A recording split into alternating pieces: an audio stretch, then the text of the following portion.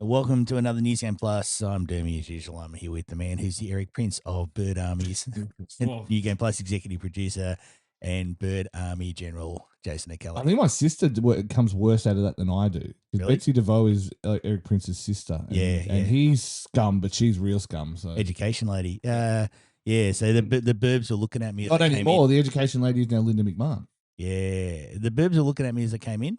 And I was like, "What are you doing here?" So hopefully they recognise me there. No, that scene in The Simpsons with all the babies like sucking. I am friend, not food. Yeah. Oh yeah. Actually, talking education, just here today that only just before I got here, Trump announced that he's going to pull $200 billion out of universities or colleges, and direct it towards AI. They've got one idea, and that's only one idea right now. Actually, two, bombing. and then they'll get the AI to do. They'll get the AI to do the bombing. Yeah, they do. To choose the targets. Well, that's going to be. They are going headlong into dark ages, complete with crusades, torture, and all that sort of. They are as medieval times for the Holy American Empire. Yeah, well, because it's one of those things. Everyone's like, "Oh, would you choose America or China?" I'm like, I don't think we're going to have a choice coming up. I think we're either going to have to be forced to stay with America in Australia. Well, but that's what I mean. Is like we can get to that point where it's like, well, we can either go down with them in flames, or we can find a new path. I think we're going to have to find a new path. They want to get there. They want to turn us into the Ukraine of the Pacific against China and anyone else that gets uppity. Well, because the only problem with that is that realistically, you don't have to go through us to get anywhere important. Like China doesn't have to come this far south to do the South China Sea, Vietnam, Philippines, Thailand. We're the stupid racist white idiots who'll do that war for them. Yeah, just like Ukraine was. Ukraine was full of Nazis before the war against Russia. I think what you're trying to say is close Pines Gap and send the Americans home. I think that's the answer. Well, he comes the drone for us. Yeah, that's what I was going to say. That's the problem. You'd say that and you just wouldn't even know. It'd be like, oh, well, we're attending an Afghan wedding suddenly. Yeah, you know, all those data centers. Data centers, they're all packed full of all the latest computers. How long does the latest computer last you, by the way? Yeah, they've got 5 to 10 years, and all those data centers they put all that money into are worth nothing. Yeah, and that is. I mean, this is the thing. Like, it is funny how the shift, even in Australia, because we've been kind of forced down this path, has moved away from, like, I would argue that the Victorian sudden penchant for AI is a direct response of whoever's running these American troll accounts going, we'll lay off you, but you've got to let us have. I don't trust the Americans. I say this to everyone. I do not trust them as far as I could spit. You just said you shouldn't.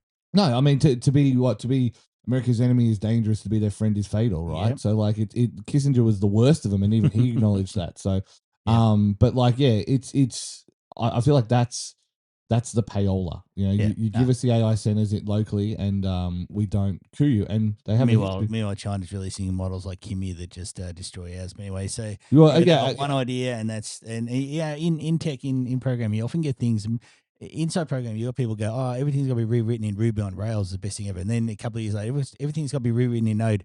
AI is the normie version of that, where suddenly people have seen something that is amazing to them because they're easily amazed. Yeah.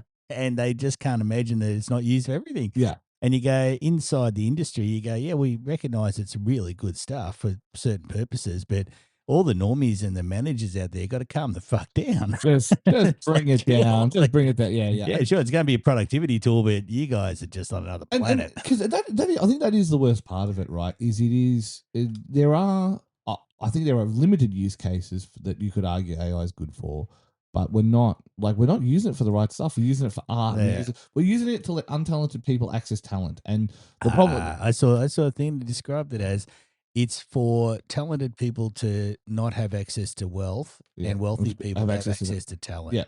Yeah. Oh, they use the word capital, but yes, capital. It's the ability for talent for capital access talent, but talent not to access capital. And that's true for a lot of it. Like that is, it is. It's also for flock cameras, but yeah. I mean, the flock camera thing is crazy. Like with the amount of random cameras being added, like traffic cam. Oh, it's like it works on AI, blah blah blah blah blah. And I'm like, to me, I've always said, if you get done by a copper and they pull you over speeding, even me, who's may or may not sit dead on the speed limit. If I get done by a copper, I get done by a copper. Too bad, so sad. They decided I was a danger on the road or whatever, and they pulled me over, and it's like, cool, there's a human in the process. Yep, whatever. It is what it is. But like AI cameras that are tracking, like if you go 0.2 of a second over, like because you were meant to go point to point 110, and you're over that maximum, it's like it's insane to me that that's an offense. And the same people who are like, oh, just don't speed. You won't get. So I'll give you a theory about the cameras. Yeah. So right now we pay for road usage by kilometre and our fuel taxes. Yeah. Electric cars don't pay that. So what if you want to bill per usage of road still? The conversation is already becoming that, and I think it's fair because Joe Hockey raised that back in 2014. I don't think we I don't, and this is again, it's that core idea. I don't think it's a bad idea. I think EV users still use the road. None of them can fucking drive. Like, and I say that as someone who, no, none of them can fucking drive. If you see a Tesla, just assume they're a cunt. Like, there's just no like. Now I have to put the explicit flag on. I can beep it. I'll find it. I'll find it. Audience. I'll find it. I'll just drop it and bring it back. But like I mean, it's Audi, Jeep, Tesla. I mean, white and grey Camrys, but that's a different thing. Who's a bigger wanker, Tesla drivers or what are they called? Ranger Danger. Yeah. So my conversation is every Nasho's bad drivers come out in a different way. In Bogans, it's Ranger Danger. It's 100% Ranger Danger. It's for mums, it's universal. That like they all drive SUVs. Mums are never looking at the road when they have no business driving a car that big. I can protect. Look in the back seat. I can protect my family. Big. Good luck. I turn left now. Good luck, everybody. Tesla drivers are a particular ethnicity. Oh, grey and white. Grey and white. We haven't the game yet. Grey and white Camry drivers are speaking. Everyone's nationalities. Oh my god, manifest in a different shithouse way, and it just drives me crazy. It's just like you can just spot it on the road. You can say, okay, and you can usually tell driving past them. Like you'd be like, I know I'm going to be looking at a Ranger because he just did 130 kilometers in the right-hand lane and then he's turning off at Miller Parade. And I'm like, and he's going to go 4 lanes across everyone instead of just going 110 behind that traffic and just turning off. He's got a beer. He's going to start. He's line of Coke on the dashboard. He's done his line. He's cracked open his next Great Northern and off he fucking goes. So it just manifests in different ways in different nationalities. And it's just it's insane. So as you were saying, did you see Grand Theft Auto 6 did $3 billion in pre-order? I'm moving us on again. Yeah, that's fine. Grand Theft Auto 6 did $3 billion. You're looking annoyed. No. I'm just remembering. I want to rant more. I've been driving a truck recently, and I'm just triggering myself. You drive a little Japanese truck. No. But I've been driving a full size truck. Oh, okay. And the one accident I nearly had was a Ranger Danger nearly backing straight into me while I was sitting behind him. I'm like, you're fucked. Everybody, try and be nicer on the roads, please. Yeah. Anyway, because Jason's out there. I mean, I've got a story I'll tell you offline. I really can't tell that one. That one would get. We do need our Patreon version. So that's 3 billion, and that's just pre-orders, isn't it? Okay, yeah. Oh, yeah. I forgot about that already. So Grand Theft Auto 6, these numbers are about a week old, but Grand Theft Auto 6 did $3 billion of pre-orders. Now, they reckon it cost them $2 billion to make, and I'm calling bullshit on that number because I think that's inflated. That's like $200 million a year for 10 years. I don't think that's unreasonable. 5 years of concording. So this is $3 billion US dollars. So what is it? What's it in America? $80. It's $80 in America. Yeah, it's like. So hang on, I want to go the other way. 3000 3000 3 million billion 3 billion 3 million billion trillion divided by 120. By 80. I went to Australian to there for a second. That's 37 million pre-orders. Yeah, that's. I believe that. I think it's a fair amount. Yeah, I believe that. I wouldn't die shocked if there was 37 million pre-orders. Yeah. The number I think sounds wrong is the $2 billion to make. Yeah, that sounds inflated. I think that. Well, I mean, if they said it's one, so the problem is talking about how much a game costs to develop. Basically, whatever it costs, they say it's $100 million to develop. Cool. Then add $100 million on for marketing because that's how they always do their budget. Yeah. So if you said it's $1 billion to make it over 10 years, I'd believe it. They haven't had to do any marketing though. They just released some in-game footage that was clearly not in-game footage. And Rockstar is tight on that stuff. Like they won't even send you review codes. They don't need you. They don't need you. Yeah, they don't. Well, even if you assume that it was $2 billion to make and $3 billion pre-orders, they have made $1 billion profit just already. Profit. Yeah. Oh, you can't tell me that all the shareholders of every other company are looking right now going, fuck yeah, give us that money. I was $1 billion for nothing. They could cancel the game right now. They got $1 billion. I was having a conversation with Wolfie yesterday about it, and we were talking about this, and I said the problem is everyone will try and sell it for that much, but they're not GTA 6, and they'll have to learn that the hard way. They'll have to learn the hard way that you can't get away with $130 in Australia. Although we're talking a big amount of like real bangers of games and reputation that. look, I cannot see GTA 6 surviving this reputation. No. I just can't see it. It's too big. I think it's in a position now, like how Valve has never released Half-Life 3, because there's a point where they just they won't be able to make everyone happy. I reckon that's the reason why they've never done it. Yeah.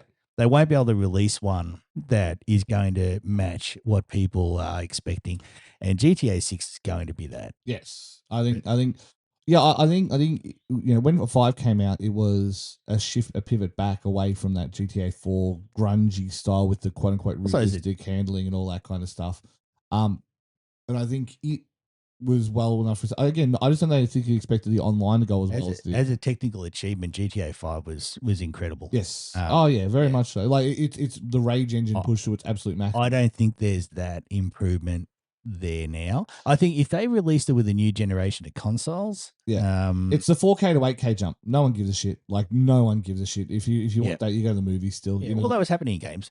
Games had these big jumps in how they appeared, and if you look at a game from like 2014 to a game from now, there's not an enormous. No, I think that is that thing. You can look at ones on CRT made for CRTs or 1080 or whatever, and go, oh, I can see how having access to these extra pixels, or having access to this extra rendering, has enhanced the experience to a degree. I think nowadays it's just, oh, we don't have to checkerboard as much. I'm like, yeah, but checkerboard looks fine. I don't care. Like, I genuinely don't care. Like, it's stuff that doesn't matter to me.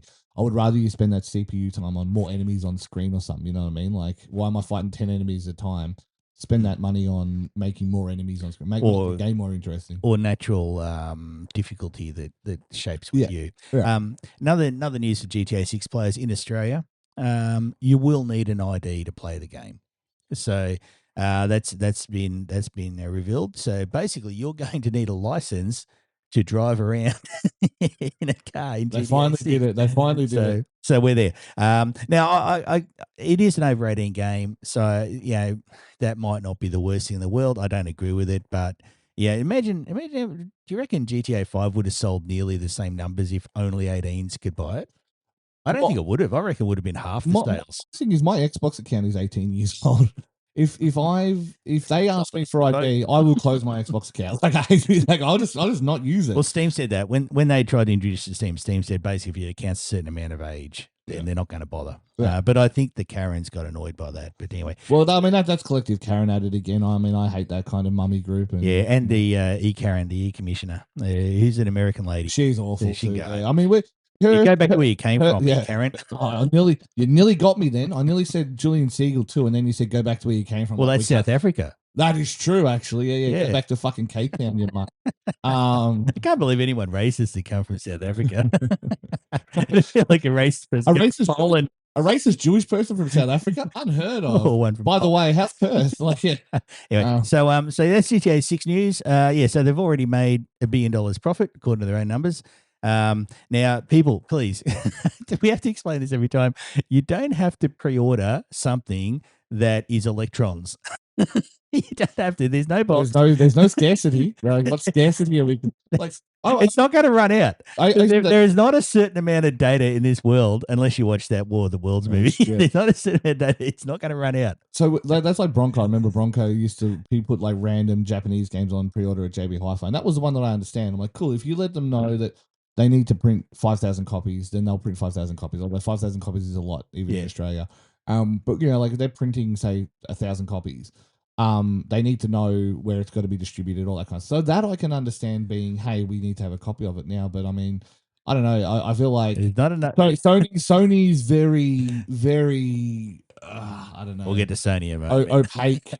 I mean, the idea that only 15% of people. I got to say numbers to go on that. So we can rip into Sony. Actually, I'm going all three big companies up this. Yeah. So the worst thing, the worst thing with it is, and this is what kills me about the position I'm currently in. When I was younger and more full of rage, believe it or not, it didn't matter. I just used to rip. But now I'm more selective in it, and it sucks because I know great people who work at all the big majors, and they are good people, and they do work hard, and you see them shake their heads at the decisions that come from these fucking parasites at the top. But nice people can be idiots. That's true, and I'm not calling them idiots. I understand that you'd like to, but but more the point is like they are good. They are genuinely good at their jobs, and you just see them go, they know they're the ones on the front line who are going to defend it. Yeah, they're don't take it personally. Have to release. Yeah, they're going to have to release the press releases. They're going to have to be the ones monitoring the social media accounts and taking the feedback and all that. Yeah. And I think the first rule of that is just don't take it personal. Yeah, if we pick on the company you work for, don't take it personal. Yeah. Because your company, you shouldn't be actually like fighting to the death for your company anyway. Yeah. They don't like you. No. And to be fair, they're not. But it is just that thing of like, I didn't need this stress. We were doing perfectly fine. But the shareholders, the number must go up. Okay, well, let's get to shareholders in since we're doing that. So that's GTA 6. I'm going to move on to Sony. Okay. Now, where do I start with Sony? Let's start with shareholders. You said shareholders, and I've shown you these numbers. So, it's Sony getting out of the discs. Yes. It's a lie. I'll get to the numbers soon. Why that's an absolute flat out lie, what they said. But here's the bit. 6 of Sony's top 8 shareholders are BlackRock. Yes, I did see that. I think you linked that the other day. So they're BlackRock Fund Advisors is the top shareholder of Sony now. Then there's some asset management company, which is basically another version of BlackRock, but not BlackRock. BlackRock Japan is the 3rd biggest one. The 4th biggest shareholder in Sony is Sony. Sony Group Corporation. Interesting. Yeah. Then you got 4 more BlackRocks. BlackRock UK, BlackRock LLC, BlackRock Netherlands, and BlackRock Investment Management. Now, that is what when we talk line goes up, and when we say shareholders and now the customers, if 6 of the top 8 shareholders in Sony are BlackRock. Now, BlackRock is, for anyone that doesn't know, that basically, you know how rich people just park all their money in Cayman Islands or something. BlackRock's the other version of that. BlackRock comes along and says, yeah, you got all this money parked. We're just going to like buy shit and basically drive it into the ground and maximize how much we can get out of it. Yeah. You'll make 20, 30% profit on your money that was ordinarily just sitting idle. Basically work it harder than just putting in the share market effectively. And so they're private equity. So that's the 0.1% of the people, and they go from business to business, buy up as much as they can, and then just milk it. Every time you see a horror story in like Australia, and it's more common in America, but it is starting to become a thing here. This beloved chain is suddenly being bought by private equity, and that is what they'll do is or Red Lobster. Exactly. Red Lobster's a big one, yeah. And what they'll make up stories like Red Lobster. They says because everyone's having too much lobster and all you can lobster. No, it wasn't. What they do is they go in and they sell the land from underneath all of the franchises, and they up what the franchisee has to pay. The franchisees can't afford it, and then they basically just develop. Yeah, and they sell everything off. At some point, take loans against it. With franchises, you can basically bring them back in house. That's part of the franchise agreement at any point. And Toys R Us was another one. Yep. They did Toys R Us. Toys R Us didn't get destroyed by Amazon. And then they tell these stories because they don't like to say it was them just destroying it. Anyway, so they move in everywhere. Now think of them as like financial meth heads. They're there to pull the copper out of the walls and get the fuck out. Yeah, or locusts as well. Yeah. Now they may or may not be able to destroy Sony, but because a large amount of Sony's top shareholders are BlackRock, it's saying to its people putting the money in there, they do want line to go up. They need more next year. They don't understand what it's in. They may not even know the money's in Sony. They just know line must go up. And so BlackRock comes along, goes every shareholder meeting, goes, we demand line go up. Now, Sony can't turn around and say, no, that's not how the industry works. Because BlackRock goes, we don't care. We don't give a shit. We just know money go up. We're in the business of making money, not making games. They say, we saw someone else do this, and you should too. Yeah. Because they made money, and so they'd be saying, that's why, what's his name? Helmut Hurst, the guy who's running it now, is very big on all this stuff because he's the plant. He's the one who's doing all the nasty work. Now they've got the actual creative. Yeah, they'll get their people in charge who will do this stuff for them. Now, so that's why Sony's doing they're getting rid of physical discs, despite all the evidence that says that that's not an idea. And a lot of the partners didn't know it was coming either. By the way, there's a few devs, including Naughty Dog, were very annoyed. Yeah.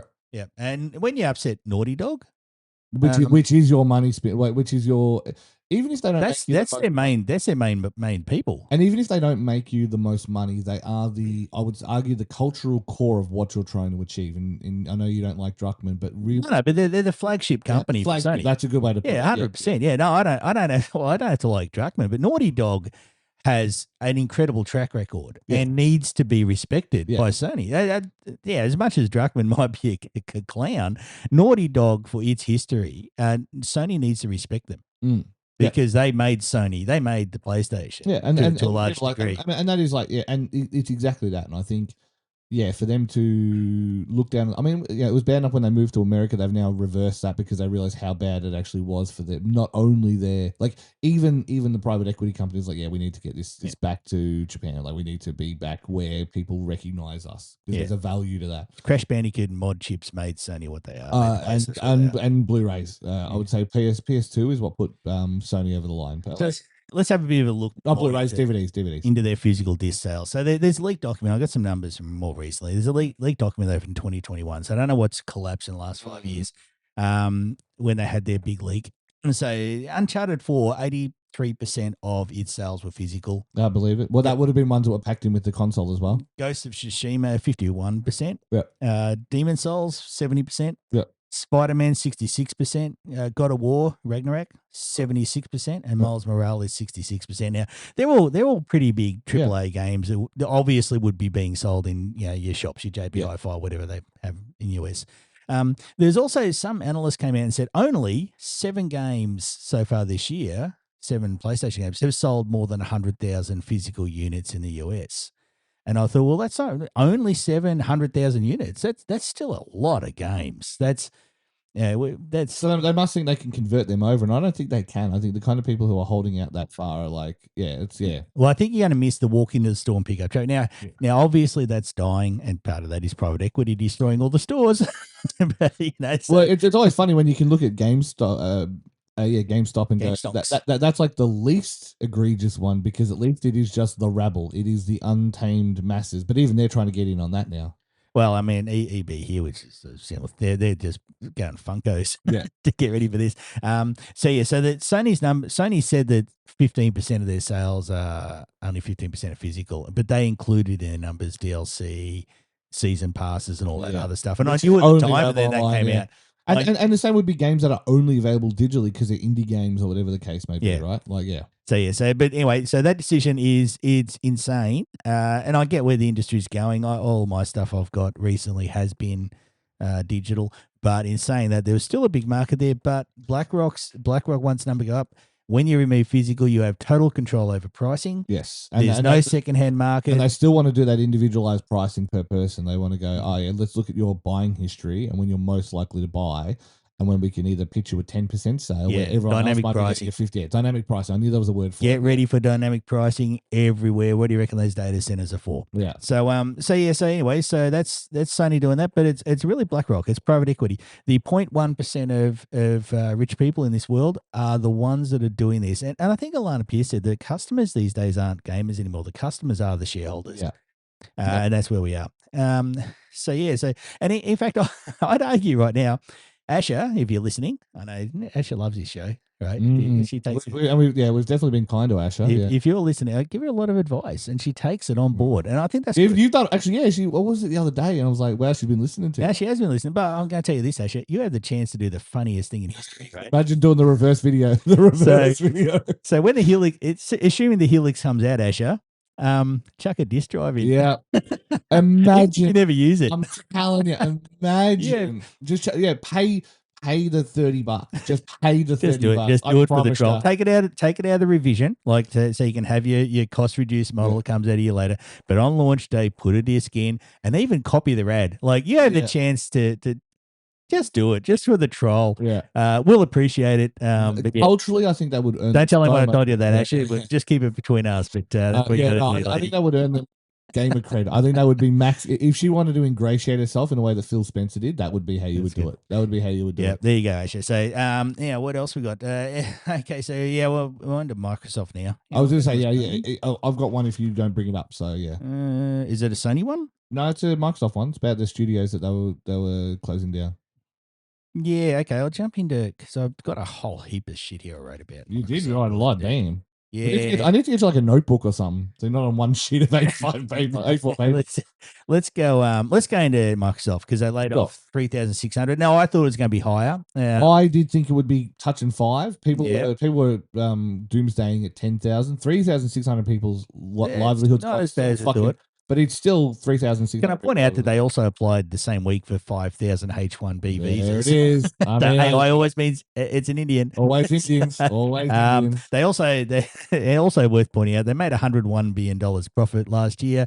They got a $2.5 billion US dollar tax break from the Orange Man. And the CEO got paid $96 million. That's a lot of programmers. So we're just going to point that out after second 3,600 people. My biggest complaint about rich people, and obviously billionaires shouldn't exist.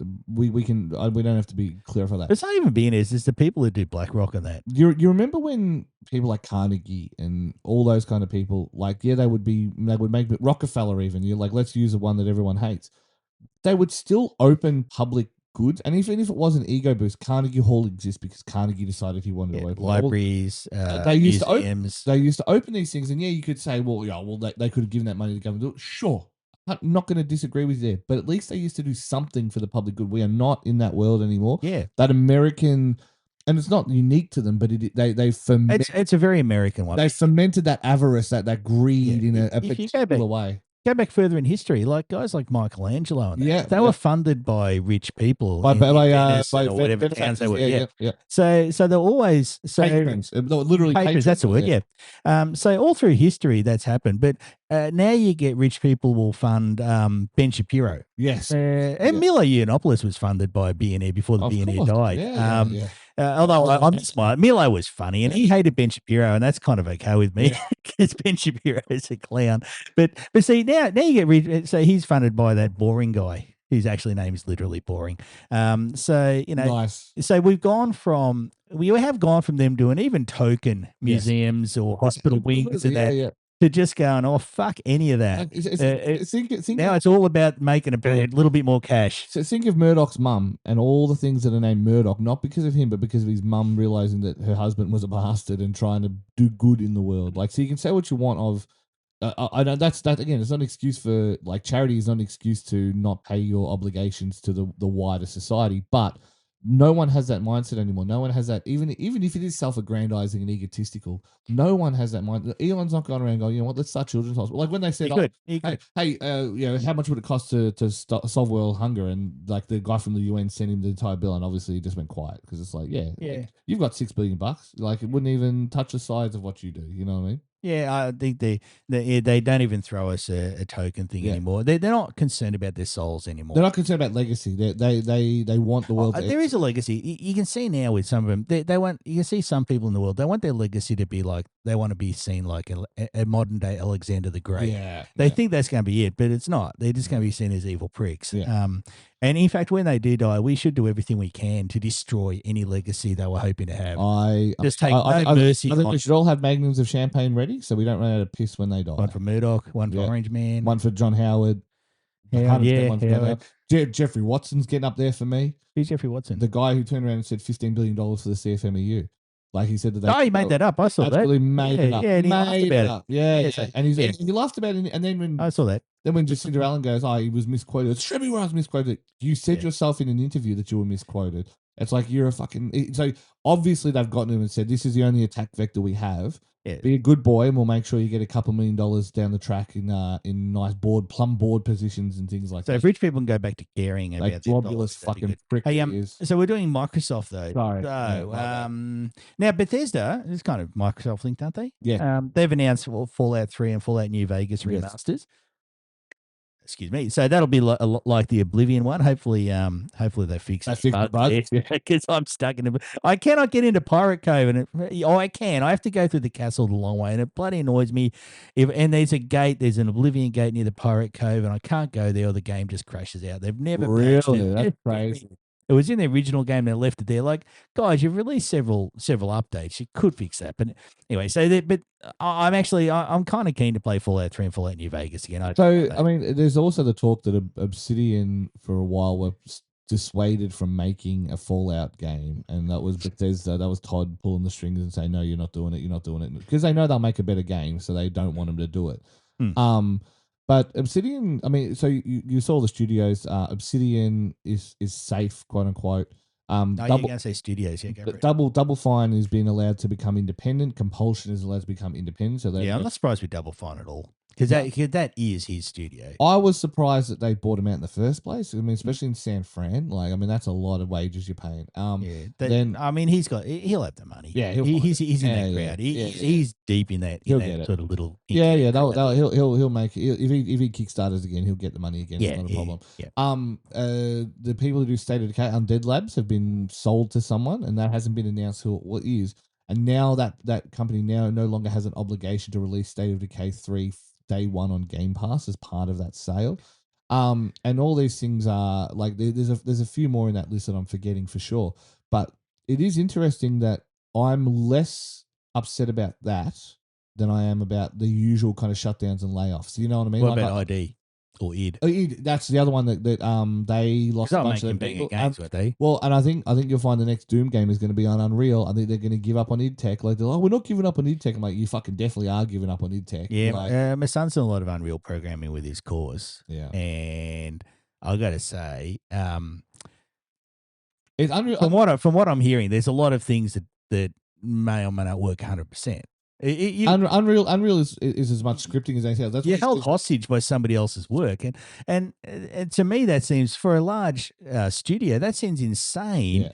I know you can get, you can interchange your stuff with more H-1B visas and that, but really, I mean, if you're a big company, you should not be relying on tech, somebody else's thing to restrict and limit your vision for your game. Yeah, well, Halo's going to be an Unreal game now, so like that, everyone's just moving to Unreal. Because it's the American model where the Americans are just so against paying anyone healthcare. They have this rotating thing of developers going through, and the rest of the world kind of ends up adopting it. We should stop listening to them, really, because they're. Yeah, but anyway. So Microsoft stuff, our studio. So I was going to go on to Microsoft's a bit more about the Bethesda thing, but. So id Software would be the big one that they gutted that, and their last couple of Doom games have been pretty good. Yeah. Well, the Dark Ages didn't sell though. That was the problem. Eternal, the Doom 20. Did it not sell, or was it on Game Pass? Or this is always the problem: is the way they report game sales now. I mean, if you're on Game Pass, no one's buying it. It's on fucking Game Pass. So you can't charge it on sales. That's why I paid my $20 a month for the last however long. It's back down to 25 here at least, which is nice. Like, it was. Yeah, but you can't. To 35. You can't do this. It's the old thing of 2 weeks of sales and that, or it's dead. Two weeks, doesn't 50%, work on Game Pass. and the next 25% is in the following 2 weeks, and then 25% will be lifetime. The last 25%. So that's how game sales tend to go. But Game Pass can just pop up at any time. Yes. Yeah. So, I mean, that is the other thing is like, you can go, I'm not going to have Game Pass for 6 months. Now there's 3 games I want. Bang, bang, bang. You know what I mean? And you can just play them and play through them and she's fine. Like, for me, honestly, I treat it like a curated list. I'll be like, cool, let's see what 10 games are up. And I'll play 3 of them then and there. And I'll be like, cool, like Ball X Pit I played. I wouldn't have played that if I wasn't on. Yeah, it's where you discover stuff. Yeah. Very much so. And I feel like there is that element of it. And that's still... It's diminished, but it's still there. And I think sometimes even some of these indie games like Tempopo, our friends over at Witchbeam, they're unpacking Tempopo and I think Witchbeam made Android Cactus. Android, yeah, that's a really good game. Yeah. I think they're all on Game Pass at some point, and they're all great games. Like the guys do really good work, and I'm glad that Unpacking was a success. That's a good way to get the game out there. Yes, and that is part of it. Is like if your intention is to play the game and live a And I mean, the payments aren't modest in the sense that in the way we think of modest, but it's enough for an indie dev studio like that to create a game. You might not make Meccha Chameleon money. Well, I mean, who make Meccha Chameleon, but that's okay. Oh, whatever it is. Yeah, well, because it's Japanese, but yeah, Okay. not to be that guy. Meccha I'm actually it's Meccha Chameleon. Anyway, Okay. yeah. But yeah, because like Meccha is like super. It's like, oh, Meccha. Okay. Like, anyway. So there's talk that Microsoft, there are a lot of managers in Microsoft. There's been talk who actually don't want Game Pass to be a thing. Yeah. Now this is interesting because you know how I said Asher should put a drive in the Helix and do that, Asher. Yeah. The other one is I've brought this up with before. Helix can be one option because you kind of need to have a big flagship thing. Yeah. If with their streaming technology is pretty good. They should actually have a version of the Xbox now, which is basically like a little Amazon Fire Stick, a little USB HDMI thing. You just plug in your TV, sync a controller, and just stream. I feel like they're going that way anyway, and I think I've done the streaming stuff on strategy games and games that don't require precision inputs, and it's been great. Like it's never been an issue, right? But like I wouldn't do it for something like a Helldivers. I wouldn't do it for something. I play like Garden Warfare on my TV. It's the only place you'll find out. You're bad at it anyway. So like, yeah, but it's the only place you'll find people playing the Really? original Garden Warfare on a Samsung TV. Wow, There's still people playing it. It's so funny to me that like Battle for Neighborville, Garden Warfare 2, both the servers are both dead, aren't they? I'm pretty sure. Pretty much. And then they filled Neighborville servers with bots. Yeah, and then it's like Twitter now. The OG one is the one where you still find people, but again, like on the Samsung TV, that's where honestly, you can find a game there. I liked all of them. I still think Garden Warfare is underrated, but the problem was they got greedy. They just upgraded it too soon, too quick after each one. They were like, we can turn this into a Battlefront. I'm like, it doesn't have the appeal of a Star Wars. You're not just going to get the randos in for their 6 months. Somebody needs to go to the game studios and take that book, the Golden Goose. Yeah. No, the Goose that laid the golden eggs. Yeah, they just need to show them a few old fairy tales. So anyway, so apparently they don't like... in America, that's the Bible now, isn't it? Like... the Holy American Empire. Yeah. So anyway, but let's look quickly at Game Pass, right? Because... I would agree that's been mismanaged. And the reason I say that is, I'm going to give you a list of games that Microsoft owns, right? Mm-hmm. I mean, we talked about Nintendo doing tentpole releases, right? They got 4 big releases or whatever year. Is it? They got Splatoon. They got they got Mario Kart. They got Mario. I think Mario Kart's their big one. I think Donkey Kong was their second. Was their follow up? That was 3 months later. And then I think the Star Foxes and the Splatoon Raiders of this world are the interstitials. That's the ones a month is that keep and basically everything else. They've got an app store that you can just buy something for a couple of dollars if you can't yet afford $80 for Mario Kart. So basically, because it never goes on sale. Anyway, but Mike, these and back in the old days of was that Skylanders, right? Yeah. So they had Toys for Bob, and I can't remember the other one. They were basically doing 2-year dev cycles, so they could have one out each year. And I think Call of Duty was a similar. Call of Duty was similar for a while. Okay. Treyarch and the other one, So Halo, Forza, Gears of War, Fable, Age of Empires, Flight Simulator, Minecraft. Oh, Minecraft's probably out of this. Yeah. The Elder Scrolls games, Call of Duty, Warcraft, World of Warcraft. Diablo, Overwatch, if you cared anymore, StarCraft. Overwatch still does enough numbers to justify itself. It just doesn't do great numbers compared to Marvel Rivals. Even Banjo and Conquer, those games, Perfect Dark, they and even Crash Bandicoot and Spyro. I'll get to this in a moment. I didn't even know they're owned by Microsoft now. Yeah. So they're all games that you could basically have one of those tentpole releases on Game Pass every 2 weeks. If you manage the development studios properly, you could have one of those games coming out because there'll be others I haven't listed every 2 weeks. Could you imagine the compelling nature of Game Pass? I think this is the current accusation level that Phil Spencer is not that he was too demanding, that he was not demanding enough. Like there does need to be some kind of pressure to release. How does Bethesda get away with one game that's not ESO in what? 12 years? Skyrim and everything. Yeah, well, it was Skyrim. And then Skyrim on Healing. Skyrim into Starfield, and they still haven't released the game. And Elder Scrolls isn't coming out soon. Like, that's probably a 2020. But they could have had basically one of those tentpole games and big franchises. And like I said, no doubt there'll be more. They could have had one every 2 weeks on Game Pass. Like that would have been so compelling. Yeah, I agree. There would be a constant stream of bangers, like big franchise, and they can even make new franchises. So I think that has been really badly mismanaged. Yeah, but I think that comes from Phil trying to be hands off, trying to be a cool dad, trying to blah blah blah. But he should have been riding Todd. He should have been riding all these people, going, "Where the fuck are the games, bro?" You know what I mean? Like you've got to be on them. You've got to be just get your dev cycle going, so we can have a big every 2 weeks. Imagine every 2 weeks a AAA game pretty much comes out. I think they spent too much and they just couldn't afford the dev after that. I think they just bit off too much. I mean, the joke is always, again, when I was in the car chatting to someone the other day, I was saying this. I'm like, look, the money they spent on Activision, if you were to say it's not worth it, the money was not 70 billion not worth it. But if you turn around and said world hunger, 70 billion for Steam would be a steal, would be an absolute steal for 70 billion for Steam.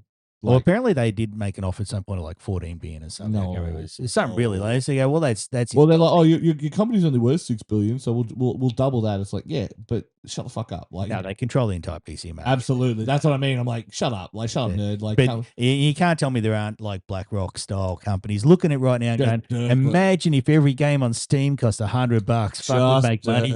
And they'd be sending like frog men to try and whack Gabe on his yacht. not. That's why he did the deep sea research. He wants to go full. He's really just check out for divers. He wants to go full Andrew Ryan. He wants to live under the sea. Yeah, yeah. But yeah, no, he's got the money. Yeah, that's true. And every gamer would respect it. Absolutely, yeah. Every game in the world's like, okay, protect yourself, dude. Yeah. We need you. Because it is that thing of like PC also has the different thing of piracy is easier on PC, and that's not to say it's easy. But nobody bothers with Steam games. That's I mean, like Gaben said, it's not a pricing problem, it's a service problem. You know what I mean? Like if you start making it more difficult to people play games the way they want to play, you can be guaranteed that BlackRock is looking at it thinking, oh, there's a lot of money, we can line go up there for a long time. Hey, now, okay, when I read that list of games, Crash Bandicoot did surprise me because I had to double check that. I thought there's no way they bought it out years ago. Yeah. Okay, developed by Naughty Dog. Here we go. The publisher was Universal Interactive. Yes. Universal Interactive. Did they get sold to Vivendi? Yeah. Vivendi then became part of Activision. Yes. I think I got the, and then Activision obviously became part of Microsoft. Yeah. And that kind of made me think of in the retro area, this happens all the time, right? So the licenses for the games keep getting sold between a bunch of rich people. Yeah. And the original developer though gets nothing. Now, if you got movies and songs, they get residuals for it, right? You get it even if you're a mortgage broker. Yeah. If you're still on a mortgage, you're 30 years of money, right? Yeah, 30 years of And that's why that's such a big industry, right? But the developer now, I'm going to use a really basic example because that kind of got me down this path, and this is one of my pet peeves, right? So say you're the developer of, say, Frogger, right? Yeah. And you wrote that back in, 1982 or 3 or something? I don't know, I might be wrong. But anyway, a long time ago. That game changes hands several times between different publishers who have the rights to it, or even I know Pac-Man would still be Namco, but yeah, what I'm going is, but the developer never at any point gets anything from that. Yes. So the new rich person who buys the rights to it, they get to decide where it gets published, they get to decide how much and how much they take. The original developer is just sitting there going, well, I made a really cool game at one point in my life, but I'm like, poor now. And I really object to how these games are sold like that. The fact that Crash Bandicoot's been owned by 4 different publishers and now Microsoft. And this goes to show you how infant the industry was when all this was going on. Because I feel like if the copyright laws were 30 years, right, you would go fine. It's hit 30 years in public domain now. That's fair enough. You've had your chance to make your money in those. Now it's what? 70 death of the artist plus 70 years. Oh, they keep upping it because of Mickey Mouse keeps going close to it. Yeah, coming close. It's done purely for Disney. Yeah, exactly. And so I'm like, and so you get to see how those mechanisms were in place well and truly before the video games industry had to ask themselves those questions. Well, the video game industry needs to really have some industrial action, and it's going to take a lot of organizing to enforce that, because that is, I mean, it's I suppose not unlike when Taylor Swift's songs got bought by George Soros, and then she had to release an album with all the same songs again, Taylor versions to get it. I mean, or the Beatles music was owned by Michael Jackson at one point, and then Sony was trying to buy it off him. Well, that did in the end. I think it was $1 billion. Yeah, because they did all those shenanigans I talked about last podcast, which you don't believe, but it was true. So anyway, so basically, you've got these rights to these things being sold, and the original person that actually did the work, the actual person who produced the value, is basically just abandoned. Well, a bunch of rich people sell it like they're Pokemon trading cards. Which to them it is. It's like owning a Caravaggio. You sell it like it's a piece of art, and someone else is the market will bear what the market will bear, and you pass it down because you don't actually care for it. And obviously there are some patrons who would. They will go, I really want to keep this in safe hands. They do like trading art from dead guys. They do like trading because there's no chance their artists can get it back. And also, did you know that there's all those music. A lot of the music copyright doesn't apply to classical. Yes. Now, obviously, they're not around, but also because rich people fucking love it. Yes. And also different rules. Yeah, and also because you can own a arrangement of it. So let's say the Melbourne Symphony Orchestra plays Beethoven, right? That recording they can have the rights to because it's their recording of X. But to play that song, you could play it. There's nothing like it's like a lot of the classic novels you read, like a lot of the kind of 19th century novels and the early 20th century James Joyce and all that kind of stuff is all free access because it's like, well, the copyright on it is long. So the copyright on it's long gone. So people just print versions of it. It's like they had random characters, like random cartoon characters and stuff. Now they've got horror movies like Betty Boop horror movies and all that kind of stuff. It's like because the copyright on it's the trademark on it's gone. So it's like, well, you can use her in however. Like, Winnie the Pooh ones, book Winnie the Pooh horror movies and stuff, just because why not? We've got access to the IP. Use it for free. Yeah. And what do rich people like doing is not paying people. Yeah. Now, okay, one quick one.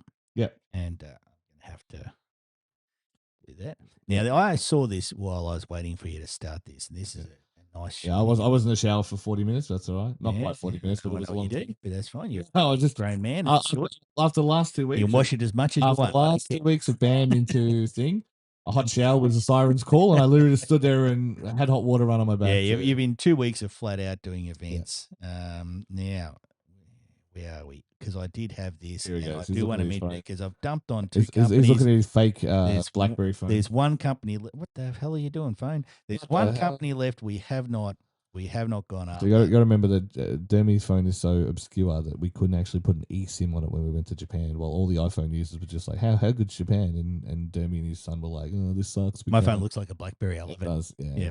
No, okay. Now here's one. We dumped on Microsoft, dumped on Sony. Nintendo's turn. And I saw this just before. So here it is. Nintendo says users voluntarily. We're off to a bad start. I hate this sentence. Voluntarily paid higher prices and have no right to tariff refunds. So what's happened is in America, some Nintendo buyers have, you know how they're refunding tariffs in America, right? Which is interesting because that lightning guy apparently bought options against them all or something. He's going to make millions of dollars. So anyway, so apparently tariffs have to be paid back. And Nintendo being one company that sold Switch 2s, a bit higher price because of tariffs.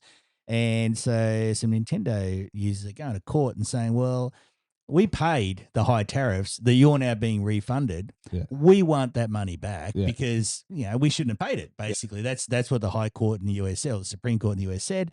And Nintendo said, "Let me just summarize AI summary. Fuck off." Yeah. So it's like Nintendo urged the court to dismiss a lawsuit demanding that it pass tariff refunds on to customers, saying that people who bought a Switch console or other products have no legal right to refunds that Nintendo is due to receive. Watch those prices not come down, by the way. Yep. Nintendo said in a motion to dismiss yesterday that plaintiffs are, quote, asking this court to invent a legal duty out of the whole. I hate lawyers. So, yeah. My dad used to joke. He said, "What do you call a lawyer at the bottom of the ocean?" He said, "A really good start." Anyway, so basically, the upshot of that from reading it is that people have said, "Give us the tariff money back," and Nintendo said, "Nope.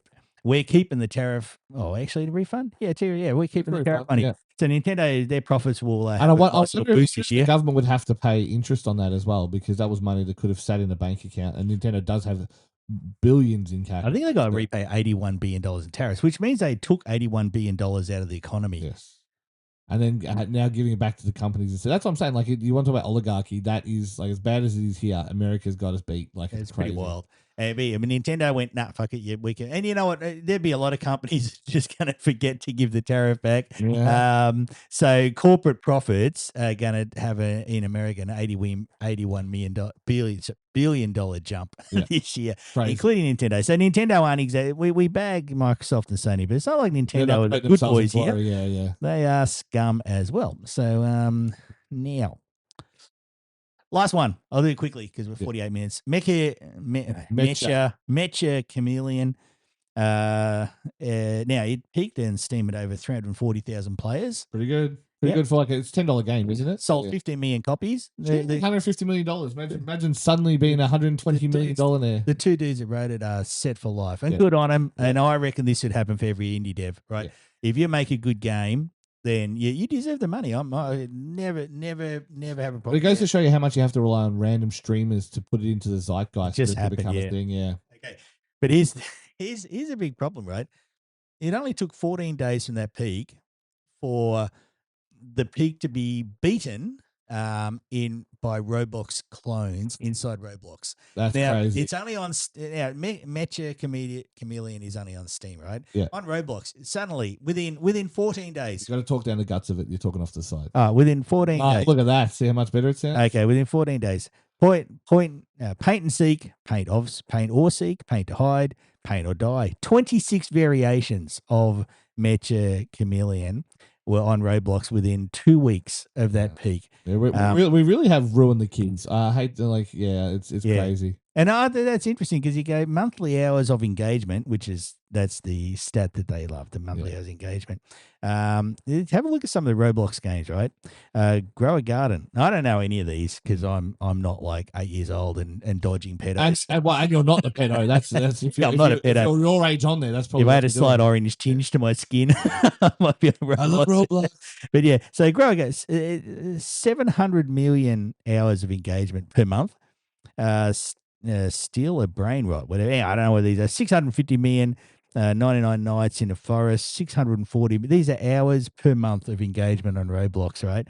And and there's a bunch of other ones here. Brick, Haven, RP, Blocks Fruits. RP is role play. Anyway, they're all up to 400 million hours per month being played. Crazy. Give you a comparison, right? So the top one was Grow a Garden, 700 million.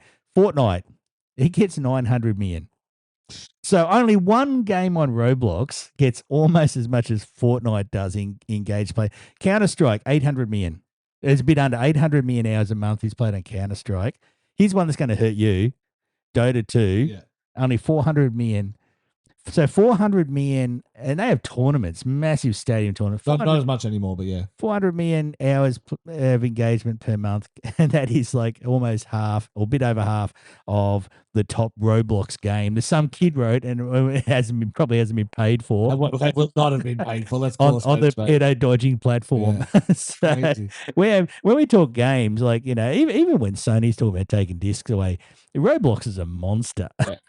In fact, I do wonder if you were Microsoft or someone else and you wanted to get into this stuff, you would be looking right now at making an ecosystem like that. Surely the next Xbox or PlayStation should have that sort of ecosystem. We tried it with like Project Spark and stuff like that, and it just wasn't the same. Like it was like you they were too controlling of the tools and all that kind of stuff. Whereas I think Roblox's grand thing is get onto the kids because the kids will hassle for money. Yeah, get onto the kids and get the That's a Roblox thing. Get the brain right in them early, all that kind of stuff. Like it's crazy. Yeah, it's wild. So Meccha Chameleon, it's been overtaken by 26 clones on Roblox. And you know what? None of those kids on Roblox would even know Meccha Chameleon's a game because none of them are going to be. They're on their iPads. Well, this is that thing. They're not gamers. They're Roblox. You know what I mean? Like they're not gamers. They're Fortnite players. It's different. And it's like we used to say the same thing about FIFA. You're not a gamer. You play FIFA. Like it's not the same thing. FIFA. You're not a gamer. You play Call of Duty. I just pick Argentina and it gives me. Oh no, it didn't give me the trophy this time. It tries to.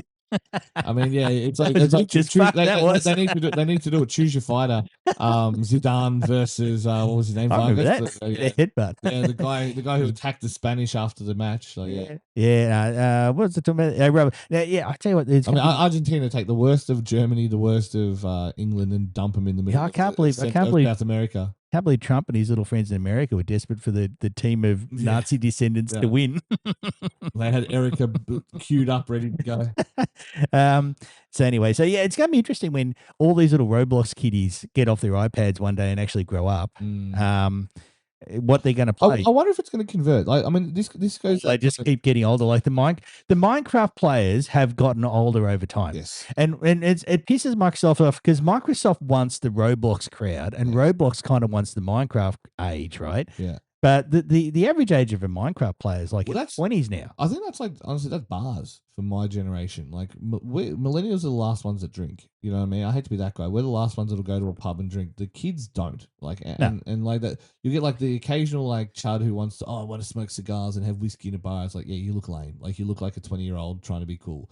But like that's the only ones who do it. Otherwise, kids will be on the ketamine. They'll be on something else. It's crazy, and it's interesting to see how different generations have that different thing. And like you mentioned with Minecraft, they're not bringing in the youngsters like they used to. And I think you will get out the other side of it and go like it's like with Chinese mobile games, right? So Chinese mobile games, the big one at the moment, one of the big controversies is the have you seen the AI dating game where like you have like they'll send you messages like you'll get notification, but the notification is a message. And it'll be like, oh, hey, just thinking of you today, blah, blah. And then you spend your time with them and blah, blah. And they'll track your period. Like you can put the period tracker on. You'll be like, oh, I've got you a nice warm blanket and all this kind of stuff. I'm like, holy, what have we done to the kids, man? Like, geez. Right. No, Mick was telling me about that. Yeah. She said it crosses a disturbing line. Yeah, and that's You got parasocial relationships, absolutely, and this becomes that with something doesn't exist. Yeah, and I mean, and I mean, this is the thing. I remember there was an article I read recently. It was talking about the young boys and their weird interaction with AI girlfriends. I'm like, brother, you need to turn left. Like if you're looking right at the boys, you need to look left at the girls, because I'm telling you, and it's like, I think it's cute. Everyone thinks that the old sugar and spice and all things nice. That's what little girls are made of, and dogs and snails and puppy dogs tails. And it's like the real world's not like that. Well, it's also there's some pretty messed up girls out there. It's also they love horror and shit. Yeah, absolutely. Look at the main audience of this shit. Joshy Rotten Girl, like it's a temporary reason, but like I think, and this this is two old white guys saying it, but I'm like, I think the thing with it is a lot of that romantic stuff for women is psychological. So a chatbot for women works, whereas with men, it tends to be a more carnal thing. So they're like, it does have to be exactly that. Like they can't just live in their heads. Yeah, we don't have good imagination. Yeah. Well, I mean, and I just don't think they can live in their heads quite as long. So I think that's where it does manifest into frustration and anger, and that's why it is a problem. But like, if we're just going to pretend that that's the only problem, I'm telling you, like the chatbots are crazy, and like the amount of kids you'd be like, I've seen a 5-year-old's Instagram feed, and it was fucking insane. Like I don't know what it felt like a schizophrenic dream. Like I just legitimately felt like I was being like psyoped. This was like MK Ultra, but for like 5-year-olds. Yeah, it's where I kind of with the social media ban. I think there's valid reasons for it for kids. Yeah. Mind you, apparently 85% of kids are still on social media, so it's not working. But I would have liked it tackled a bit better, like where they actually just tackle the feeds. I mean, get rid of the algorithm. Rather that they're giving effectively for brain. If you actually want to solve the problem with this stuff. Well, sorry, the computer went blank there for a second. Yep. If you want to solve the problem with this stuff, you need to expose the algorithms. Like the algorithms are the issue. The social media itself is not the issue. Remember when Facebook and that used to be, hey, your friend did something stupid. It's like, oh, that was cool. Like, I'm glad for them. Blah, blah, blah. Now it's, here's 3 ads. Here's sites you've never visited. Here's things we think you like because now you're 40. You might like. And here's some weird ass Elsa gate. Do you like Pauline Hanson's? Like you laugh reacted one of her posts. Like, yeah, because I think she's a joke, not because I did that. Yeah, I laugh reacted a bunch of stuff, and now I just full of fucked. Yeah, Aussie page for Aussie Patriots. Yeah. And you're really in that age group. You're in the you're in the old Gen X age group. You're the easy. Man, or it's easy. Fucking easy. I can tell you stories about Easy. Actually, the Melanie Bracewell one, I think. So that one that came out. But for anyone who doesn't know who Melanie Bracewell is, he's not a nice man. For the people who listen to this and don't know who Melanie Bracewell is, she's legitimately Melanie Bracewell. I got the name right. Melanie Bracewell, you got it. Cool. She's legitimately funny. Like nerd cred that actually exists, like is a real thing. She was attending. Did I tell you? I met her at the Game Expo. No, really. She was attending the Game Expo. She was there with her. I think it was some guy, I don't know. And it was just the two of them. I walked up. I'm like, sorry to bother you. Like, I find your stuff really funny. I just wanted to come up and say, like, I'm glad you. I said, I assume you're here to see the Game Expo. He said, oh yeah, we just got the 1 day pass. By the way, can I just butt in and say that's how you deal with a famous person, please? Like, just so people know. No, what you did, right? Don't go up and act like a dickhead. No, just go up and say, hey, I really like your work. Yeah, I really like. And I just said, like, bye, and I'm like, oh, you just attended games. Oh yeah, we just got the Saturday pass. I said, would you mind if I upgraded you? She goes, well, I said, I happen to be one of the organisers, right? I just hear like nepotism, like cronyism. Walked over, grabbed a VIP pass, sent her in, and she she couldn't have been nice. She's like, oh, are you sure? I said, absolutely. Like I said, it's my money to lose, quote unquote, and there's no expectation. And she didn't do a post for us or anything like that. But it wasn't about that. It was I think she's funny. I would rather her comedy be promoted and she be the one whose voice gets out. You would have a different reaction from someone like Hughesy. But I mean, the problem with Hughesy is he'd be looking at the copper in the walls with all the meth that he looks like he's taking. Like, you know what I mean? He'd be like, I reckon there's fucking tons of copper in that wall over there. Like it's that same junkie. Anyway, he pisses in her glasses. Yeah, I did. Yeah, that was the story she said. Because he didn't want to go to the bathroom, so he just pissed. Yeah. It's too far away. He's not okay. To be clear, he's not doing it because the assumption is he's not doing it because he wants to drink it. It's a power thing. It's a dominating thing. It's like it's like when my cat pisses on my shoes. It's like when I play out the front of here, dogs know to fuck off. Like Anyway, sorry. Well, the birds feel safe. Did they all the donkeys fuck off too? They go, holy shit! It's why the birds feel safe. They're like, oh, we're okay here. It's okay. Yeah. Anyway, just watch out for kookaburras. Yeah, that's true. That's true. Yeah. No, it's I nearly said it's not a sausage and bread. I said, but it depends on the time of night. Anyway, so where are we going here? I can't remember what we're talking about, but anyway, Roblox is big. Meccha, you're talking about Meccha Chameleon. Meccha Chameleon. I don't know where to go from this. Let's wrap up there. Probably. Let's wrap up 10 minutes ago. Thank you for all those who attended Battle Arena Melbourne. It was a great showing. Young Hinao, young 15-year-old fella, won Street Fighter, flew all the way from Japan to play. One is now guaranteed for the Capcom Cup. Nice. At the end of the year. We had Metro Comic Con. Thank you for everyone who came down. Thank you to CC Viper and Kai who took over the stage for me so I could go run the Glitch after party. Thank you for everyone who came to Glitch.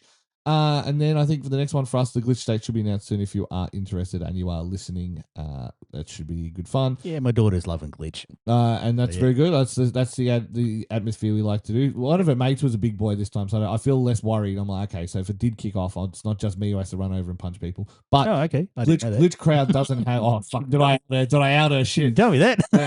Hello. No, want to get home. You've left that one way. Oh, sure. Considering some of the reels she sends me, you've left that. Wait up. Yeah. Okay, this is. Let's wrap up. But yeah, I think the next big run for us is in Tokyo Game Show for September. And so hopefully we've got a few more consistent recordings before then, which is my fault for these last two. So I apologize.